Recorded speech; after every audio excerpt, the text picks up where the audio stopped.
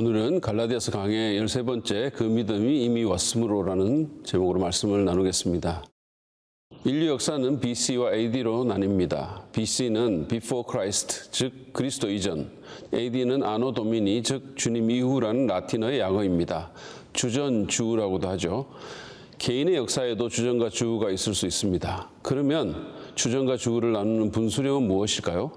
어떤 사람은 결혼을, 어떤 사람은 첫 아이의 출산을, 어떤 사람은 성형수술이나 다이어트로 외모가 확 달라진 날을, 어떤 사람은 다른 나라로 이민 간 시점을 주전과 주후의 경계점으로 삼을 수 있습니다. 그러나 그리스도인이라면 다른 무엇보다도 예수님을 믿게 된 시점을 기준으로 BC와 AD를 나누어야 합니다. 다시 말해 예수님을 믿기 이전과 이후가 확연히 달라야 한다는 말입니다. 바울은 갈라디아서 3장 23절에서 29절에서 바로 이 문제에 대해 말하고 있습니다. 그는 여기서 믿음이 오기 전과 온 후에 뭐가 달라졌는지를 설명합니다. 존 스타트의 말처럼 이 본문은 바울뿐 아니라 모든 그리스도인의 전기와 같습니다. 우리는 이 본문을 보면서 믿음이 온 후 우리에게 어떤 일이 일어났는지를 생각해 보려고 합니다. 먼저 믿음이 온 후 우리는 율법에서 해방된 자유인이 되었습니다. 바울은 3장 23절에서 24절에서 예수님을 믿기 전, 즉 우리가 율법 아래 있을 때의 상태를 말하는데 한마디로 그것은 매여 있었다는 것입니다. 23절부터 24절 말씀을 한번 읽어보시죠. 믿음이 오기 전에는 우리는 율법의 감시를 받으면서 장차 올 믿음이 나타날 때까지 갇혀 있었습니다. 그래서 율법은 그리스도께서 오실 때까지 우리에게 개인 교사 역할을 하였습니다. 그것은 우리로 하여금 믿음으로 의롭다고 하심을 받게 하시려고 한 것입니다. 바울은 여기서 두 개의 비유를 쓰는데 하나는 감옥의 비유고 다른 하나는 개인 교사의 비유입니다. 감옥의 비유는 이해하기가 그리 어렵지 않죠. 바울은 우리가 과거에 간수의 감시 아래 갇혀 있는 죄수처럼 하나님의 율법에 의해서 감금되어 있었다고 말합니다. 하나님의 거룩하신 율법을 어긴 죄인으로 또 범법자로 사형 선고를 받고 창살 뒤에 갇혀 있었다는 것이죠. 또 다른 하나의 비유는 새 번역에서 개인 교사라고 번역한 것인데 사실은 정확한 번역이 아닙니다. 개인 교사라고 하면 무슨 생각이 드시나요? 1대1로 과외를 한 가정교사 생각이 들지 않습니까? 개역 성경은 이것을 몽학선생이라고 했는데 그것 또한 혼란스럽기는 마찬가지입니다. 왜냐하면 요즘 우리는 그런 말을 쓰지 않기 때문이죠. 여기 개인 교사라고 번역된 말의 원어는 파이다고고스로 남자아이들의 안내자요 후견인을 뜻합니다. 보통 파이다고고스는 노예였고 어린 남자아이나 청소년을 학교에 통학시키고 그 행동을 감독하는 것이 임무였습니다. 이 파이다고고스는 선생이라기보다는 아이를 감독하고 훈육하는 사람이었습니다. 일종의 엄격한 보모와 같은 존재였죠. 그는 잔인할 정도로 가혹한 경우가 종종 있었고 옛 그림들을 보면 보통 손에 해초리나 지팡이를 들고 있습니다. 바울은 우리가 그리스도를 믿기 전에 율법이 우리의 파이다고고스처럼 좁고 바른 길을 가라고 경고하고 벗어났을 때는 우리를 꾸짖고 징벌했다는 것입니다. 그러나 예수 그리스도를 믿음으로써 우리는 매임에서 풀려났습니다. 사실 파이다고고스도 아이가 장성하면 더는 그를 훈육하지 않습니다. 아이는 스스로 바른 길을 가고 아버지께 사랑으로 순종할 정도로 성장했기 때문입니다. 바울은 우리가 예수님을 믿을 때 율법의 감옥과 훈육에서 해방되었다고 말합니다. 더는 율법의 가혹한 요구와 정죄에 매이지 않는다는 것이죠. 왜냐하면 예수님이 율법의 요구를 다 이루셨고 우리를 대신해서 십자가에서 그 저주를 다 받으셨기 때문입니다. 그래서 우리는 그저 그분을 믿음으로써 하나님께 의롭다 하심을 받게 되는 것입니다. 예수님 때문에 우리도 율법의 요구를 다 이룬 것처럼 인정을 받는다는 말입니다. 여러분은 자유함을 누리며 자발적인 사랑으로 하나님께 순종하십니까? 예수님은 아들이 너희를 자유케 하면 너희가 참으로 자유하리라고 말씀하셨습니다. 그런데도 많은 그리스도인들이 예수 그리스도를 자신의 구주로 믿는다고 하면서도 율법의 종으로 신앙생활하는 경우가 적지 않습니다. 생각해 보십시오. 여러분은 왜 봉사하십니까? 그냥 의무적이진 않습니까? 마치 종들이 일하듯이 별 기쁨도 없이 굳은 인상으로 봉사하는 교인들이 적지 않습니다. 왜 11조를 하십니까? 별로 안 하고 싶은데, 때로 돈이 아깝다는 생각도 드는데 하나님 법에 걸릴까 봐 하지는 않으십니까? 하나만 더 물어볼까요? 왜 예배 드리십니까? 안 드리면 하나님의 심판으로 뭔가 불길한 일이 생길까 봐 하지는 않으십니까? 여러분 기억하십시오. 여러분이 참으로 예수님을 믿었다면 여러분은 율법의 감금과 정죄에서 자유하게 된 자유인입니다. 우리는 하나님의 은혜로 해방되었고 의롭다고 인정받았고 상상할 수 없는 호의를 입었습니다. 따라서 우리는 법 때문에가 아니라 두려워서가 아니라 기쁨과 감사로 하나님을 섬기며 사랑으로 순종해야 합니다. 두 번째로 믿음이 온 후 우리는 하나님의 가족이 되었습니다.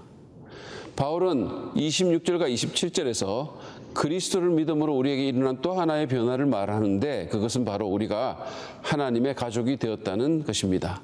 26절과 27절 말씀을 보시죠. 여러분은 모두 그 믿음으로 말미암아 그리스도 예수 안에서 하나님의 자녀들입니다.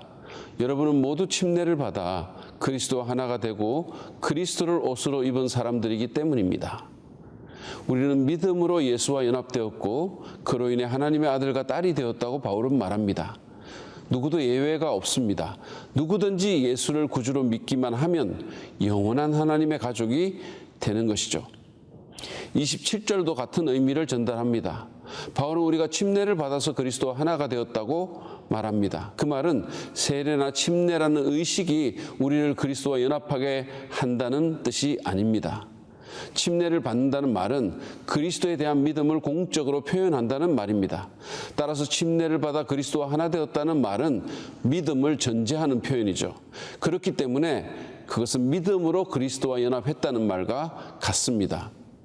그러면서 바울은 우리가 그리스도를 옷 입었다고 표현하는데 이 말은 우리가 이전에는 아담으로 옷 입은 사람이었다가 이제는 그리스도로 옷 입고 그리스도에게 속한 사람이 되었다는 말입니다. 다시 말해 이 말은 우리가 그리스도의 가족이 되었다는 말과 다르지 않습니다. 요점은 이것입니다. 우리는 예수 그리스도에 대한 믿음으로 온 우주에서 가장 존귀한 가족의 일원이 되었습니다. 왕의 자녀가 된 것입니다.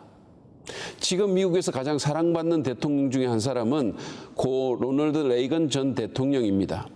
유머 감각이 있었고 리더십이 뛰어났으며 탁월한 커뮤니케이터이기도 해서 저도 그를 좋아했습니다. 그 레이건 대통령이 세상을 떠나고 장례식을 할 때 자녀들이 나와서 아버지에 대한 해고를 말하는 순서가 있었습니다.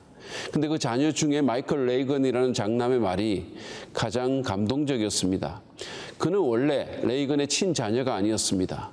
고아원에 있던 가련한 아이였는데 젊은 레이건이 자기 자녀로 입양한 것이죠. 마이클은 자기 아버지의 장례식에서 자신이 레이건의 아들로 입양된 것이 얼마나 축복인가에 대해서 말했습니다. 그는 너무 훌륭하고 사랑이 많은 아버지의 아들이 되었고 결국은 미국 대통령의 가족이 된 것입니다. 그러면서 그는 그 레이건이라는 아버지가 어느 날 휴스턴으로 가는 비행기 안에서 더 좋은 아버지를 소개해 주었다고 말했습니다. 바로 하나님 아버지였죠. 그로 인해 그는 미국 대통령의 아들이 되었을 뿐만 아니라 만왕의 왕이며 만주의 주이신 하나님 아버지의 아들이 되었다는 것입니다.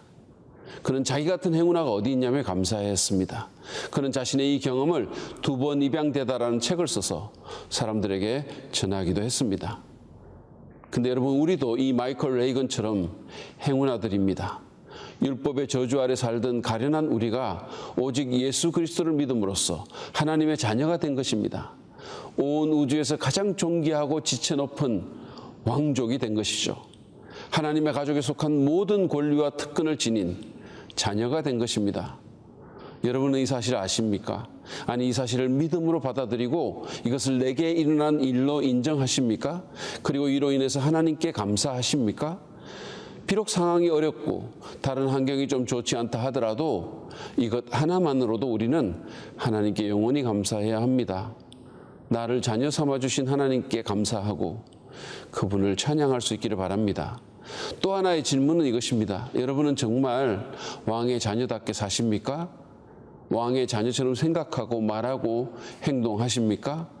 혹시 아직도 자신을 싸구려처럼 여기지는 않습니까? 산티나는 말을 하고 그렇게 행하지는 않습니까? 여러분, 우리는 왕의 자녀입니다. 존귀한 하나님의 가족입니다. 매일 아침 거울을 보면서 스스로에게 말하십시오. 나는 하나님의 가족이야. 하나님의 아들이요, 딸이야. 그게 믿어지고 또 그렇게 살 때까지 계속해서 그 신분을 스스로에게 확인시키시기 바랍니다. 제가 공부했던 신학교의 교수님 중에 빌 로렌스 교수님이 계셨는데 그분은 어릴 때 입양된 사람이었습니다. 그분은 문제투성이에 고아였던 자신이 사랑 많고 경건한 로렌스 씨의 아들로 바뀐 것이 처음에는 믿어지지 않았고 적응하기도 너무 힘들었다고 했습니다. 근데 매일 거울을 보면서 자신의 바뀐 이름과 신분을 스스로에게 말했더니 결국은 생각이 바뀌고 말이 바뀌고 행동이 바뀌었다고 했습니다. 여러분도 그렇게 하시기를 바랍니다. 오늘 우리는 믿음이 온 후 우리에게 일어난 두 가지 일에 대해 살펴보았습니다. 그것은 우리가 율법에서 해방된 참 자유인이 되었다는 것과 예수님의 공로로 하나님의 자녀가 되었다는 것이었습니다. 여러분, 이것은 참으로 엄청난 변화라고 아니할 수 없습니다. 우리는 우리에게 일어난 이 변화를 사실로 받아들여야 합니다. 때로 사실이 아닌 것처럼 느껴질 수도 있겠지만 그러나 우리는 눈에 보이는 것이나 느낌으로 사는 것이 아니라 믿음으로 살아야 합니다. 그래서 이 변화를 사실로 받아들일 뿐 아니라 실제로 그것이 사실인 것처럼 살아야 합니다. 다시 말해서 내가 진정한 자유인이며 왕의 자녀인 것처럼 살아야 한다는 뜻입니다. 그것이 바로 믿음으로 사는 것의 의미입니다.